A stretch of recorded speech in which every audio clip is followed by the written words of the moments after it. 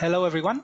Welcome and thank you very much for being here. It is my pleasure to introduce you to the sixth GAIN webinar. GAIN, as you may know, stands for the Green Jobs Assessment Institutions Network.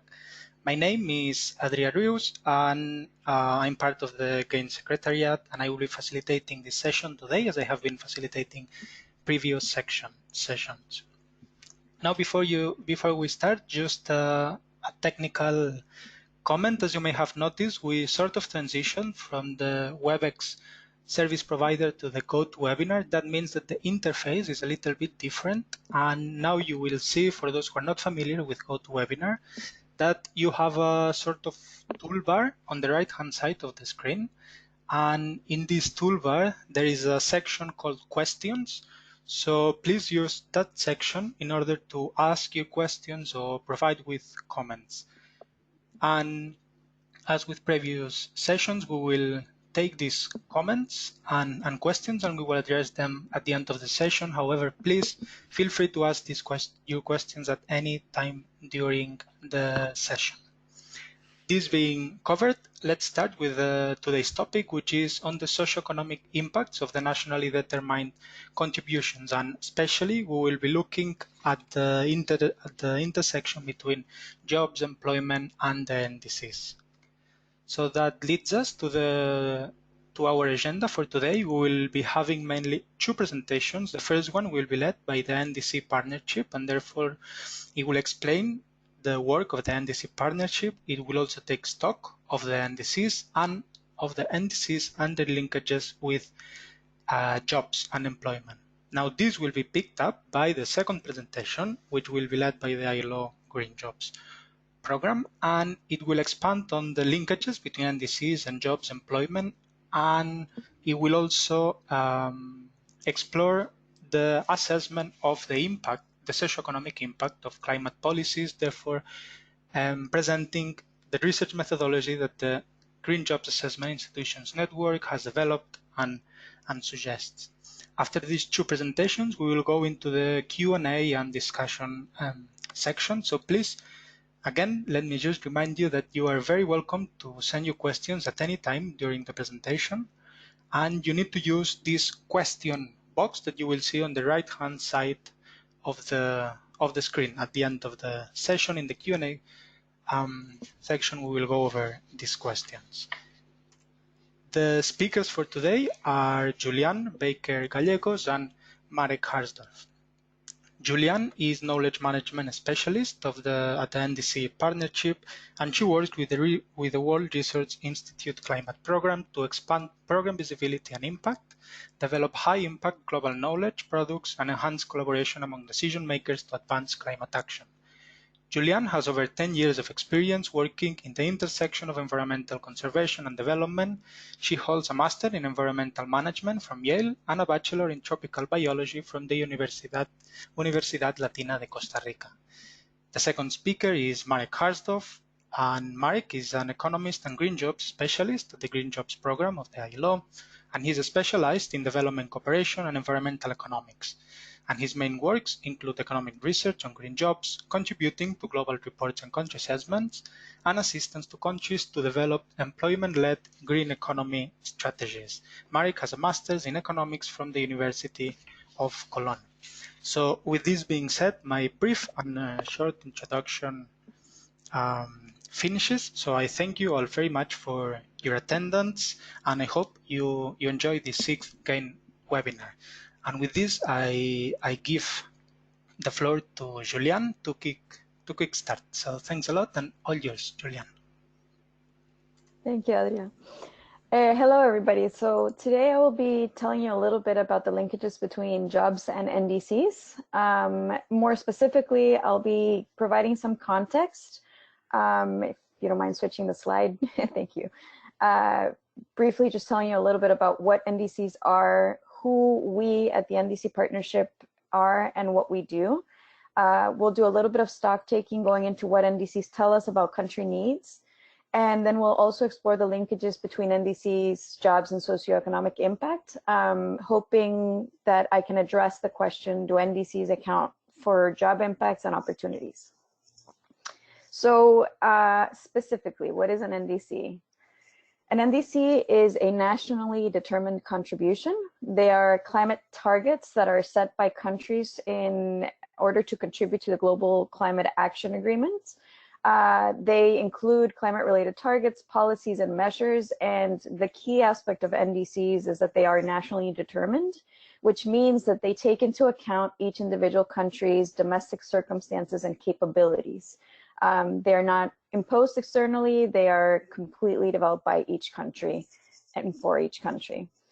In order to tell you a little bit more about the NDC Partnership, I thought I'd share this video just telling you a little bit about what we do. There's a chance that the sound might come differently to some of you, and if it does, please feel free to just mute and observe the video, because there's writing throughout it. So yeah, if you can help us out with this.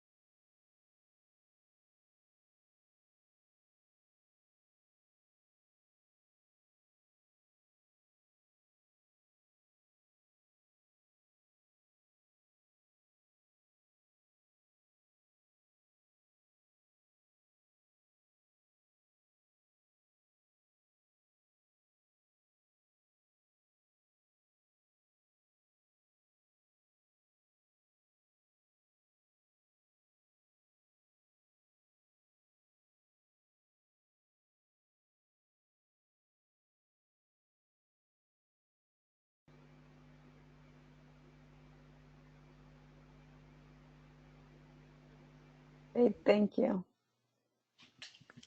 Can everybody hear me? Mm-hmm. Yes, okay, great. So moving onwards, this is going to be a pretty important year when it comes to NDCs, in that it's a year where a lot of countries are going to be revising and enhancing their ambition. So this is a year that is extremely busy for us at the NDC Partnership. Right now, we are currently 138 members, with Ukraine and PNG joining last week. There are 97 country members, 27 international institutions, and 14 associate members as of last week. So I'm going to tell you a little bit more about how we work. You saw some of it on the video, but I think it's helpful in order to understand the data that I will be presenting later, the different aspects of the NDC Partnership. So we support countries primarily building on 2 pillars and a cross-cutting one. The first of these pillars, country engagement, is the process by which we coordinate in country around country needs and prioritizing in order to implement their NDCs. The knowledge and learning pillar is the process by which we support countries in knowledge exchange and capacity building, often building on the country engagement process that's happening on the ground. And then the finance cross-cutting pillar enables countries to access finance in support of these activities.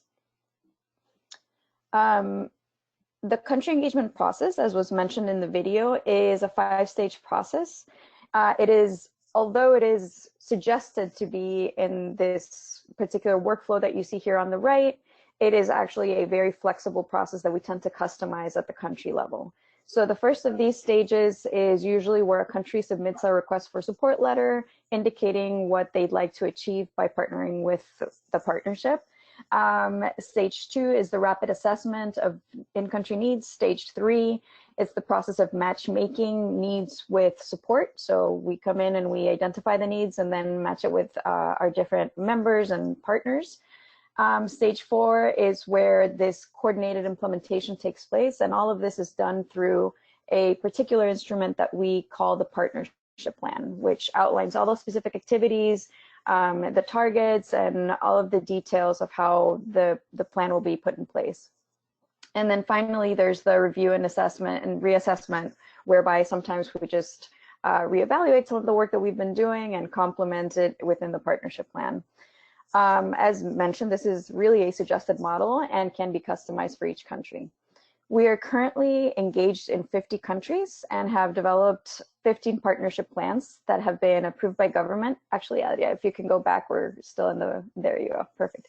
That have been approved by government and are currently under implementation. We have over 40 partners that are delivering support, working under a single framework. And now you can go to the next slide. Thank you. And so a lot of the analysis that I'm going to be presenting to you today will be built on that process that we've engaged in. So the first step that I went through in order to present this information to you is I did a broad analysis of the interactions between jobs and NDCs, specifically reviewed 420 documents through our knowledge tool, which is one of the things we provide within the partnership, and identified that about 12.4% of those documents refer to jobs.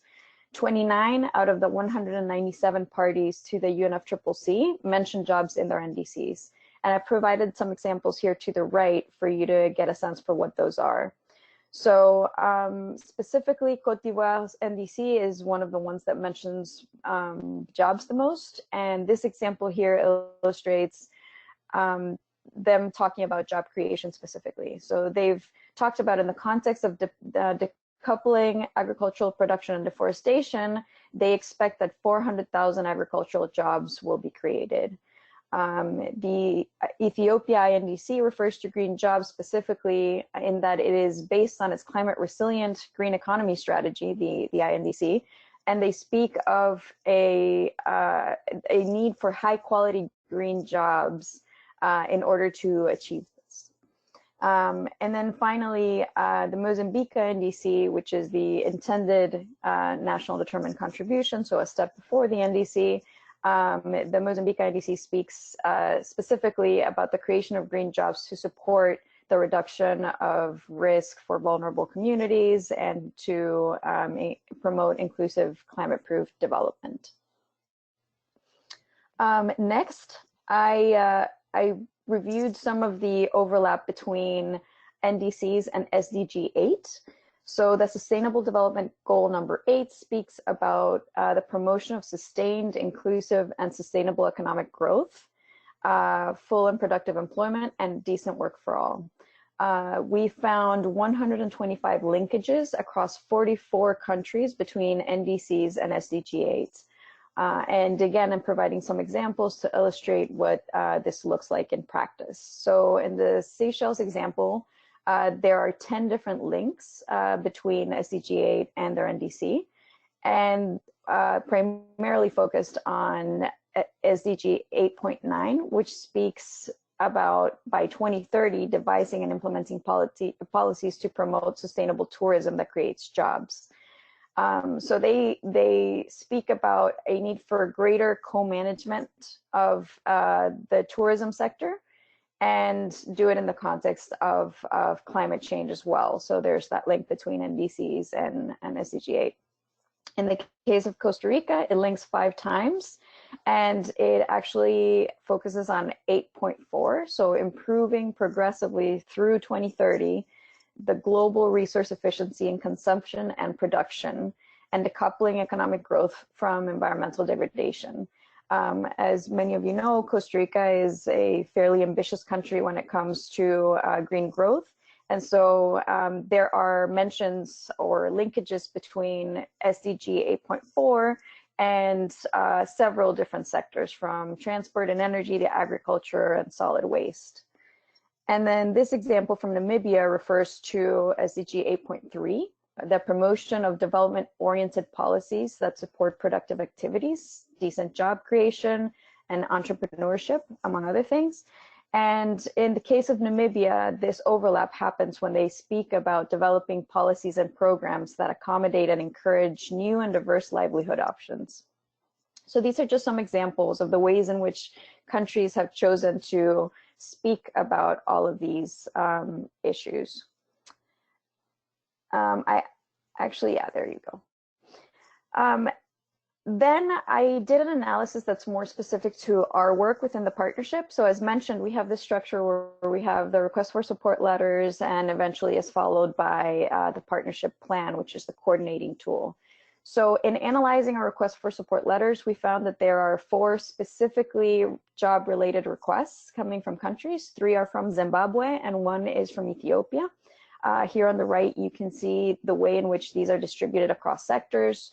So it's primarily the agriculture, forestry, and other land use sector, energy, and then multi-sector, which refers to a combination of both of these things. I do want to make the caveat that these are all explicit mentions of jobs or in any way job creation. And we actually believe that there are more linkages within the requests that we're getting from countries. It's just that they're not made explicitly. So what you can see, and Adria, if you can go back to the previous slide. Sorry. Yeah. So as you can see, all of these requests are from Sub-Saharan Africa. They're all for technical assistance, and they are related to topics ranging from budgeting and public procurement to finance and studies and analysis that will help inform potential job creation in these countries. Next. So this example in particular from Zimbabwe refers to a financial assessment, and it addresses the need to support the Ministry of Finance and Economic Development in doing a national assessment of green jobs. It also mentions a cost-benefit analysis for climate action, identifying risks and opportunities in the specific context of Zimbabwe. And there is also a component for technical assistance on the adoption of clean technologies to reduce industrial effluents and costs, increasing competition and creating employment. This other example from Ethiopia, next slide, speaks towards the need for support for the forestry sector, strengthening regional government engagement, and mentioning explicitly the need for qualified personnel to increase tree survival rates by increasing seedling supply and maintenance of planted trees.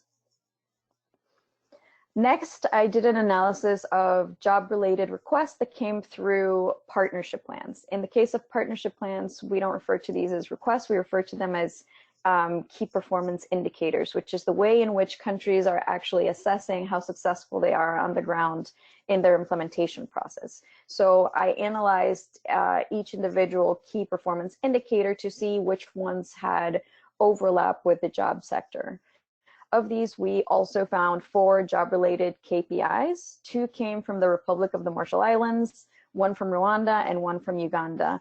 And similarly to the previous slides, you can see on the right the breakdown by sector. In this case, again, we have a FOLU, but we also have waste. And then there's multi-sector, which is when multiple sectors are related to the KPI. So these are split evenly between Sub-Saharan Africa and Eastern Asia Pacific. We also found that they're split evenly between projects or specific infrastructural development versus technical assistance. The sectors I mentioned earlier, and the related topics included capacity building and education, resource mobilization, so finance, and gender.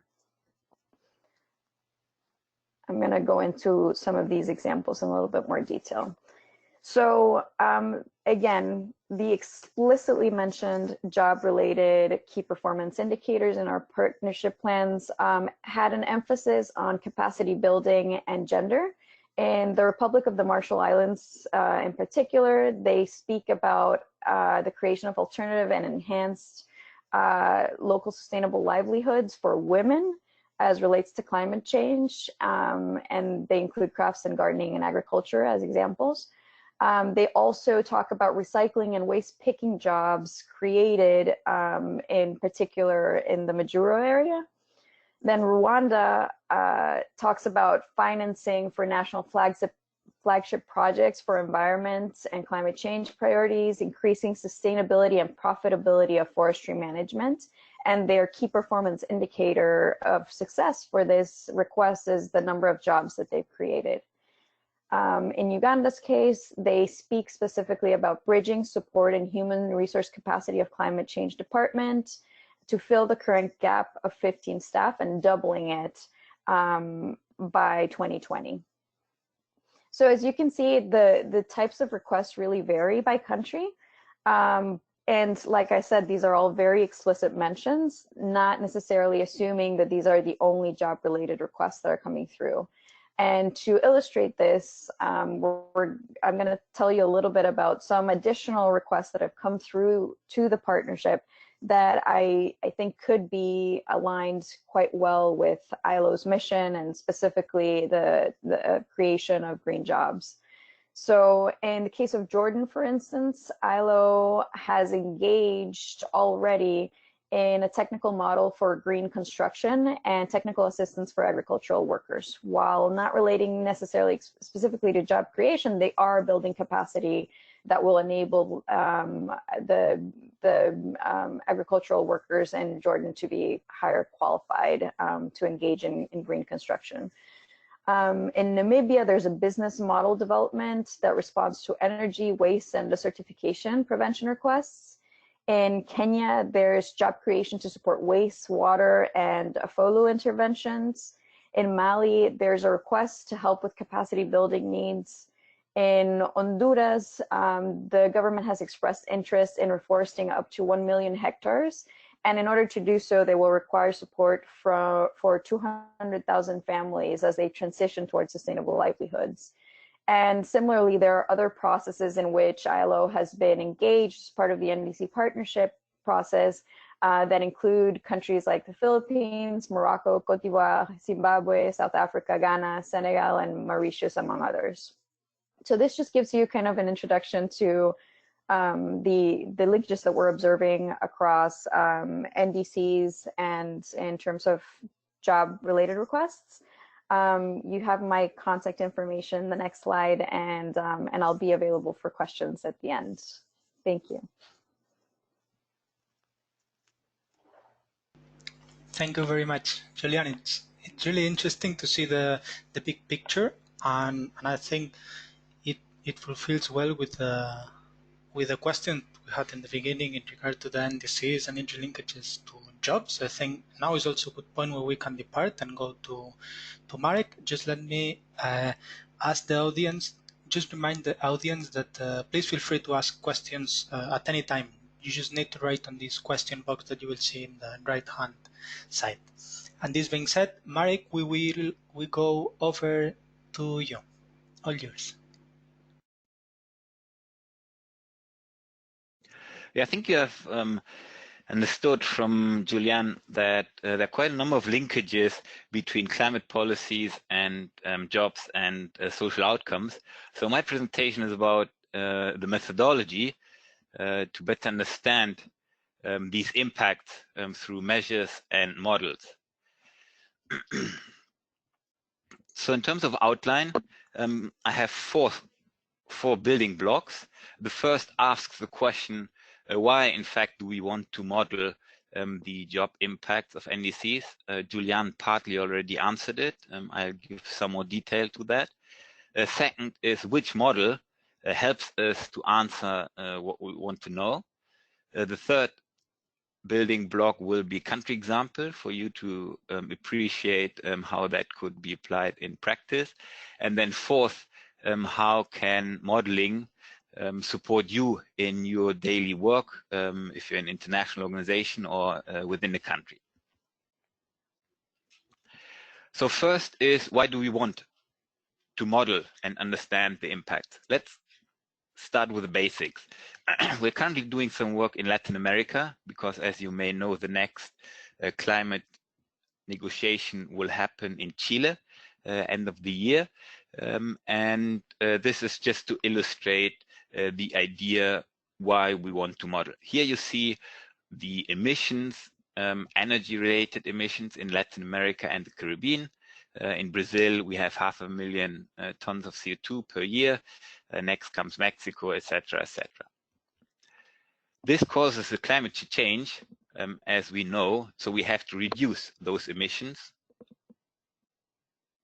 But at the same time, this is not the only concern to policymakers. If you're in government, notably in Latin America, at the end of the resource boom, 2014, around 2013-14, you see extreme poverty is increasing again, reaching again 10% of the total population, and relative poverty stagnant at around 30%. It's not only about poverty. The priority is often employment. The headline news in newspapers often are around unemployment and inequality. Here you see again the end of the resource boom in 2014. Unemployment is going up for men as well as for women. And this is typically the policy priority if you want to win elections, as we have realized in many of the countries lately.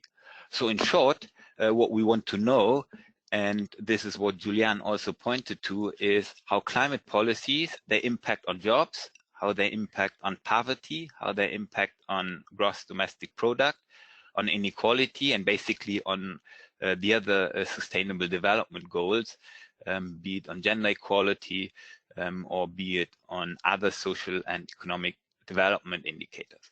So we want to see if there is, when understanding these linkages between climate policies or NDCs and jobs, whether there is a win-win situation where we can maximize the gains and minimize the losses. So this is the basic idea of why we need a method and a model to better understand these linkages between climate policies and social and economic outcomes. Now, which model is it that helps us to answer this question? Let me first start with four properties that are desirable. First is obviously we need to link, as you have seen from the previous block, you need to link the economic and the social dimension with CO2 emissions and the environmental dimension. Also, you need a realistic representation of the labor market and the environmental externalities of economic activities and the labor market. It should allow, as we have seen, policy questions are around unemployment, underemployment, formal and informal employment, inequality. It should allow for these market imbalances and the inequality and distribution impacts of climate policies, because this is a reality, notably feedback that those have on economic performance and on employment. And last, it should be country and sector specific. You have seen from Julian's presentation that Zimbabwe has a complete different request then has Ethiopia. And if you compare all the NDCs across the world, the sector-specific needs and requests are very different. So there's no universal blueprint that would apply to each and every country. Having worked on this over more than 10 years at the International Labour Organization, we do find one particular basis that is helpful to answer these questions and that have the desired properties. And this is basically the supply and use based input-output tables and social accounting matrices, because they have three features that are desired as discussed. They follow the system of national accounts, so basically they are consistent with the economic statistics of ministries of finance. Second, they are highly disaggregated at industry level, being based on the International Standard Classification of Industries, for those who know ISIC. And then third, they allow for the integration of environmental, economic, and social statistics. So just briefly to show you the major publication on the system of national accounts 2008, upon which the input-output data is based, which includes all those statistics that you see on the left-hand side. It is recommended by the International Monetary Fund, the OECD, the World Bank, and other institutions that you see on the bottom of this publication. However, one missing element is the environment.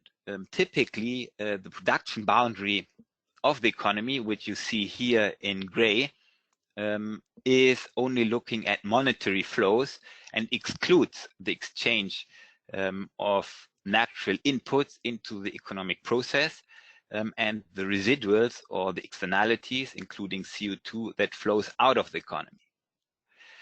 So this traditional economic accounting was already since many years, this limitation was recognized and helped to produce the publication that you see here on the right, the System of Environmental Economic Accounting, the central framework, supported by the same institutions, the World Bank, International Monetary Fund, EU statistics, etc., which integrates, having in mind the former slide, which integrates the environment into a common framework. So the model, the input-output based model that we propose, integrates, in addition to the system of national accounts and the economic and environmental accounts, integrates household budget surveys to look into income distribution, as mentioned, being a key request, as well as labor force surveys, because we want to know about the job impact and linking it with CO2 emissions. So most important, what policymakers are interested at the end of the model, say you do certain scenarios of NDC analysis, which we will see in a second. What do we want to know? And here we have the utmost important decent work statistics. Basically, we have 18 key indicators of the labor market. You can find following the link on the slide. The 5 most important ones that policymakers are typically interested is to understand what is the impact of the NDCs on the employment to population ratio, the unemployment rate, the youth, which is not in education and employment, informal employment, and the poverty rate. Just mentioning a few. At the same time, as we have seen, we need to link economic development and social development to climate policies. So we need to know at the end of the model what comes out. We need to know some environmental statistics. So if you look at the second bullet point first, then it is the resource intensity, CO2 per unit of GDP, which is often highlighted in the NDCs as target to reduce the intensity of the production system by unit of GDP. So, for example, China has not an absolute target, but a relative target to reduce the intensity of their growth strategy.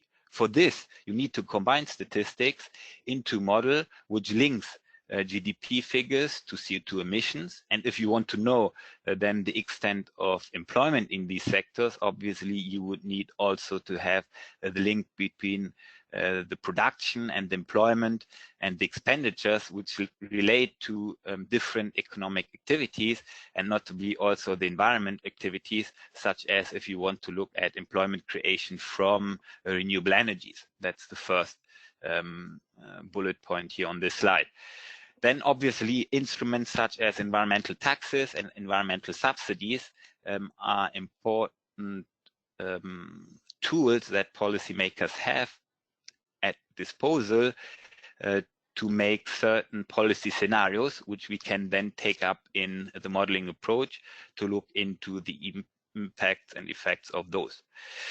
Finally, fourth, environmental assets, and they have a key role in the economy. Often GDP, as you know, is a flow figure, which does not say anything about the wealth of a nation.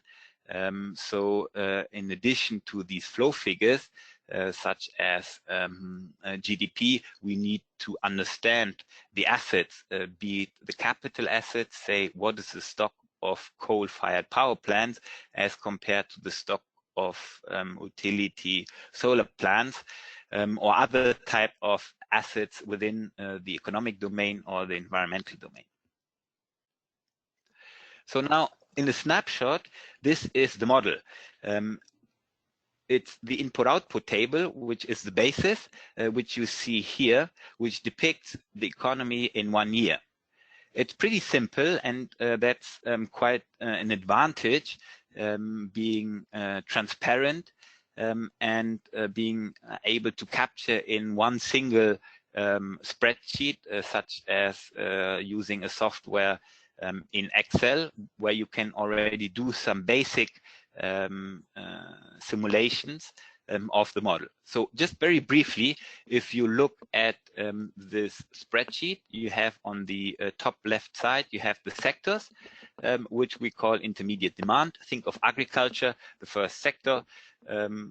When you read down the column, it's basically the production structure, meaning the expenditures of the agriculture industry. Think you're being a farmer to produce a certain output.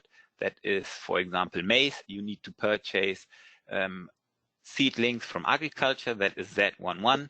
You need to purchase fertilizers, which is Z21. And you need to purchase some extension services, which is Z31. In addition, you need to pay wages, which is value added, while you want to achieve some profits. You pay taxes and you achieve a total output X. You employ a certain number of people, that is M1, and your activity in 1 year has a certain emission in terms of CO2, this is E1. So this is basically the production structure, and that captures the entire economic process within a year. If you read the rows, then it's the sales structure of agriculture to notably final demand, which is household investment and government consumption, and the total output equals the total output in terms of the expenditures. So in this systemic way, we can link the different statistics from economic, social, and the environment. And this is already the basics of the model, which is again based on the system of national accounts coming from ministries of finance. So it is consistent with economic statistics from these supply and use tables. The input-output table is built, which I just shown you, including then here you see the green bars on the right of the boxes, including green industries, such as singling out, for example, renewable energy industries, because you want to know a certain scenario where you increase the production of renewable energies. So you need to have this sector separate. And we have methods to single those sectors out. So based on the input-output table or social accounting matrix, which is basically just an extension to also look into the distributional impact of policies, we can then build further sophisticated green jobs assessment models, into which detail I will not go. However, the basics that is the input-output table is important to understand, which I had briefly introduced theoretically, and now I'll give you a country example so that you can appreciate how this works in practice. Think of a house that you want to build, the value being 100,000, whatever currency. If you look then from the right back towards the left, you see here a certain construction worker. Say you build the house in 1 year, which is in the framework of the input-output table, a snapshot of 1 year's economic transactions. So in 1 year, you would require 21 direct jobs in construction to build you the house. This generates over 1 year, this generates 11 tons of CO2, linking now the environmental statistics to it. This is what we call direct jobs. However, to build the house, you would need certain inputs, which is here in the form of cement blocks or certain technical appliances that you need to put onto the house. So additionally, you have 11 indirect jobs in the manufacturing of those blocks, in mining, in retail of those materials. And you have an additional 1 ton of indirect CO2. So the beauty of input-output that I had introduced to you once you turn it into model is that you have not only the direct jobs in that industry in question, but also the supply jobs and the supply externalities in the form of indirect jobs or indirect externalities. Now, you can build the same house with various technologies. If you go back just a second, Adria, you see above the, in the middle of the picture, above the cement block, you see a compressed earth block. Just to give you an example, no? Because what is important to understand in economics is that you have different ways to produce certain outputs which are the same. So for example, the house is the same, however, the input could be different. So now here in green, you see the alternative structure, which is, call it green construction, which requires 22 direct jobs as compared to 21, and which emits directly only 2 tons of CO2. Indirectly, looking at the top technology over there, you see a solar water heater as compared to an electric geyser, which is more labor intense. Let's say generates 14 indirect jobs and emits 1 ton of CO2. So this is an example that is based on a real case of Mexico, where we had built this model, and you can calculate these so-called multipliers. The total employment multipliers of certain policy scenarios, for example. Here in red, I just circled those in the middle in construction and sustainable construction. So the total employment multiplier of an increase in say house value of 1 million peso is 9 in conventional construction and 12 in sustainable construction. So here you see, and you can compare within the model, you can compare different effects of certain policy scenarios on employment, but then also on emissions. So if you go to the next slide, you see a certain scenario where a country, say Mexico, wants to reduce the CO2 per unit of GDP, say now in construction, taking a sector approach. So we have seen that in conventional construction, 90 jobs are created, in green construction, 120 jobs are created, 13.4 versus 4.3 tons of CO2 emitted. Now, the CO2 intensity, if you switch the growth strategy from conventional construction to green construction, the CO2 intensity of GDP using the statistics and the model I had shown decreases from 1.3 to 0.5. So this is just a policy scenario which hinges on job targets that include reskilling, upskilling, and obviously the protection of people that may, in a transition now, not looking at construction, but at switching technologies in energy production from coal to renewables, which may also mean job losses in certain industries. So how can we now support you in building these models to inform policy? We have, together with our partners in the Green Jobs Assessments Institutions Network, we have produced a guidebook, which you see here on the right, called How to Measure and Model Social and Employment Outcomes of Climate Policies. So it's a training guidebook, and we're having a training, our first regional training, 9 to 13 September in Pretoria in South Africa, to help train 10 African countries and policymakers and researchers to gain the capacity in building such models at country level. Here you see just a couple of members. The World Bank group is recently become a member, Cambridge Econometrics, who we may have on the line, and other institutions who are member in this network and who support countries in undertaking and building these models. We take a stepwise approach. Typically, it's not a quick win. We are not trying to run a private business model where we have these models built outside the country, but our objective is to build the capacity within the countries. That's why we are having this training hub in South Africa, where we want to build the capacity of policymakers and researchers back in their country to build their own model and use their own model for their own policy scenarios, customized to their own needs. So typically it's a 2 to 3 year work program that will lead to eventually a planning tool rather than a study, a planning tool that helps to plan, for example, for NDC policymaking to maximize the job gains while catering for the losses. You can find more information on our website from the ILO Green Jobs, and I'm happy to answer any questions that you may have. Thank you very much.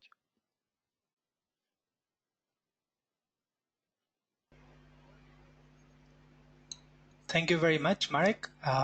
With this, we go now to the discussion. So again, I invite all attendees to please submit your questions. And in the meantime, that you may think about what would you like to ask to our panelists, since we have more or less 10 minutes maximum. Maybe I can start with the first question that was asked. And I think it was for Julian. I will read the question. It's from Jennifer Louis, and she says that she notices that many of the partnerships do not include countries in Asia. So she's wondering if you could comment on why this might be, if this is the case, or why certain countries are more proactive about including jobs into their NDCs, and why other countries may not be that proactive or keen on introducing job components into their NDCs. Thank you, Jennifer and Julian. Thank you for the question, Jennifer. So there's a couple of ways to answer this question. The first one I would say is the depth of engagement that we've had in each region. Our engagement in Asia is a little bit more limited than the one that we have in Africa. So for instance, for partnership plans in particular, most of the analysis was done around African region countries and Latin America. So we haven't yet gotten to that stage in some countries in Asia, and that's simply a factor of the different politics in country and different ways in which it has worked out. It doesn't necessarily mean that it's not happening. It just means that that's the particular lens through which we're seeing the information. And then secondly, I do think that there is in spite of the fact that we have more representation from Africa, there is a strong concentration of requests that relate to jobs coming from Africa. And I can't really say that I know exactly why that is. I would speculate that it could be due to the nature of development processes and the way in which perhaps some of our partners are engaged in country. It might be a function of new technologies having to be developed as opposed to existing technologies. And I can certainly look more into it and see if I can provide you more answers, although I think it might be hard to pinpoint exactly why. I wonder if Marek has any opinions on this. Marek? Yeah, I think the answer to complement is also that capacity in Africa is much lower than in Asia.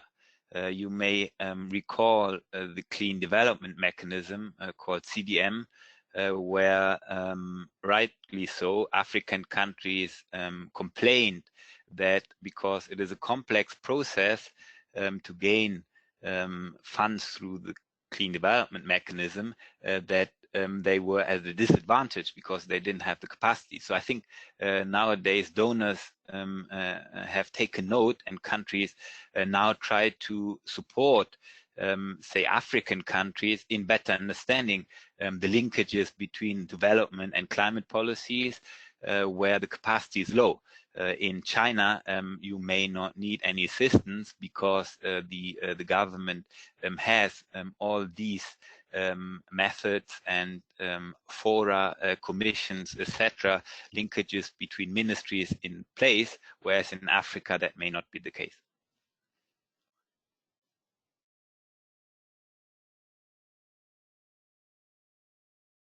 Sorry, I was muted. Many thanks. I go to the next question. I will read a question for the second presentation on the model. That is Vishal Parajuli.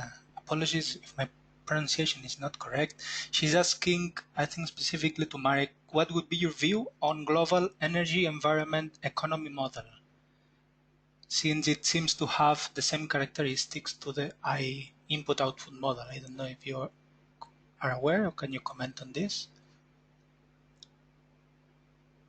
I think, it doesn't ring a bell. There are 5 global databases that link economies across the globe through input-output tables. The most famous one, and I think the global trade database, GTAP, is such a model, which is based on national input-output tables, which are linked through imports and exports. So this is a global model, which may have the same characteristics as the one that I had introduced to you in the national context. We have used in a study we published in 2008 in the World Employment and Social Outlook, the name is Greening with Jobs. We have used a global database, one of the 5 called Exiobase, which is also a global model which links the economy and the environment, and we have estimated the impact of a 2-degree climate scenario on employment.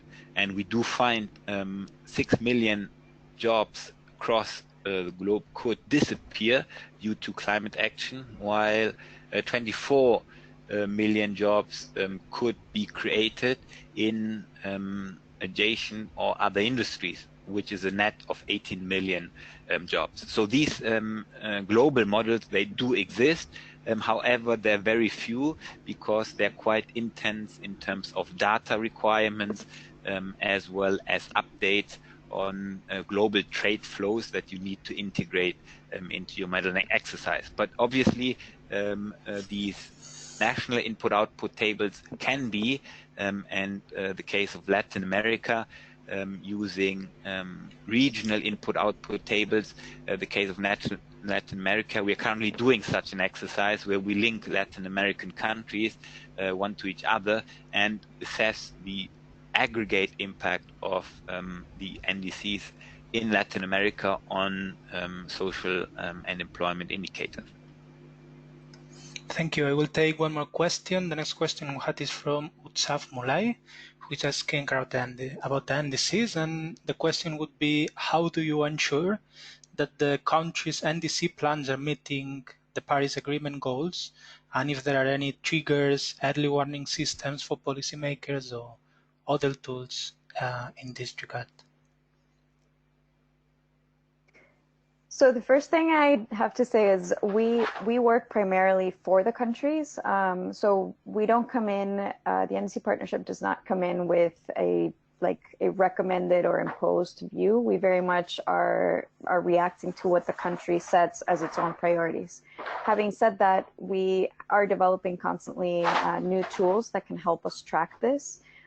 So for instance, we're now creating an online tool that's going to allow countries to track their targets and whether they're meeting them or not. And so the partnership plan tool is a way for us to do it, but by creating an online tool, we'll be allowing ourselves to do it in real time. So generally what we have is a facilitator in spot, like in country. There's different models in which this is done. There's one person that's sort of the designated responsible person for following the process of the partnership plan or our coordination tool. And that person is generally tracking the progress that we're making towards each of these specific goals. Thank you. Next question, I think it's for Julian, but also Marek, if you have anything to say, please go ahead. It's from John Stanning. He's asking if, in the case of Julian, if you get any sense that ministries of environment feel that they will get more traction with the rest of the government, especially the more powerful ministries like finance, in the case that they are able to demonstrate that economic and job benefits that there exist economic and job benefits alongside the environmental benefits. So whether this will help Ministry of Environment get traction and bring on board other ministries that can be more powerful, or like the Ministry of Finance. I mean, my perspective just intuitively is that, of course, anything that you can demonstrate an economic value add will naturally bring more people to the table. One thing that I did forget to mention that is critical when it comes to NDC partnership engagement is that one of our requests now, one of our requirements for countries who want to join and who want to engage in this process is that they provide us 2 focal points. So we request not only a focal point within the Ministry of Environment or the equivalent that is responsible for climate change, we also require a representative from the Ministry of Finance or Planning or the corresponding agency. So yes, I definitely think that any economic value add would help, but I also think that it needs to be earlier than that. From the very early stages in which you're engaging a country on any kind of climate action, you necessarily need to have sort of that mainstreaming as part of the strategy, which is what we attempt to do by having these focal points. Marek, do you have any view on that? Yeah, I think the model that I have tried to help you understand, the input-output based model is part and parcel of, as a presentation, part and parcel of the system of national accounts, which is basically compiled by ministries of finance. So typically, when you have a tool that allows to link climate policies to national development priorities, you can gain traction within those ministries who take the decision, as you rightly asked in the question. So we believe it's of utmost importance not to rely on any fancy models that you get here and there and that are probably black box, but to rely on national statistics and national accounts. And typically in the steering committee, that at the end of my presentation you may recall the stepwise approach, in the steering committee we invite ministries of finance who typically, once introduced to the model and do understand that the model can not only look at climate policies but can also look, for example, in Guyana, we are currently working to introduce the oil and gas industry because, as you may know, Guyana may become the biggest oil producer in Latin America as of next year. So they are interested in understanding the impact of oil and gas production on employment, but avoiding the Dutch disease effect and looking into the sustainable longer-term strategy with a low-carbon economy. So these models are powerful tools that not only allow for climate analysis in a single analytical framework, but they link the development agenda of countries to the climate policies. And I believe not only this is necessary, but this is also powerful to then convince those ministries who take the decision to engage. Okay, thank you very much. I think we're about to finish. It's almost 5, so we won't take now more questions, but to let you know, the audience, that we will collect the question and then we will distribute to our panelists, and if you would be so kind to provide some answers, then we will send the presentation and also some of the questions with the answers. So now, before finishing, maybe I would like to give the floor again in case Julian or Marek, you would like to have a wrap up, last comments, or anything that you would like to say before we finish. Maybe we start with Julian. Sure. There's a lot more details that we can provide from the NDC partnership, and I would just encourage you to visit our website and take a look at what we do. And if you have any questions, please feel free to reach out. Thank you for listening.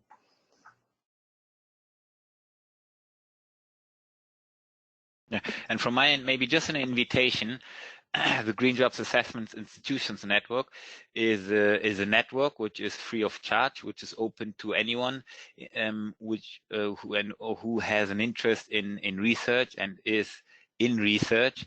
And Adria, thank you so much for organizing this network event. Adria is also a part of the Secretariat of the Green Jobs Institutions Network, and we have a standard engagement letter which Adria could share for those institutions who may be interested to join the network, to benefit from this capacity building and exchange of knowledge in methods and models on how to analyze the interlinkages between NDCs and jobs. So this network is welcoming you in case of interest, and Adria and myself, we are happy to provide further information.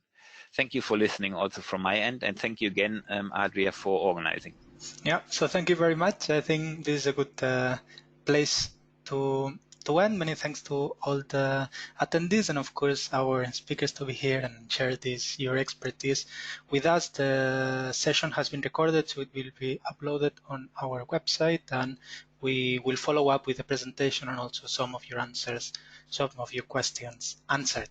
So this being said, on behalf of the GAIN network and I suppose as well the NDC partnership, many thanks and have a fantastic rest of the day. We hope to see you in the next GAIN webinar. Thank you very much and goodbye. Thank you, Adria. Thank you and goodbye.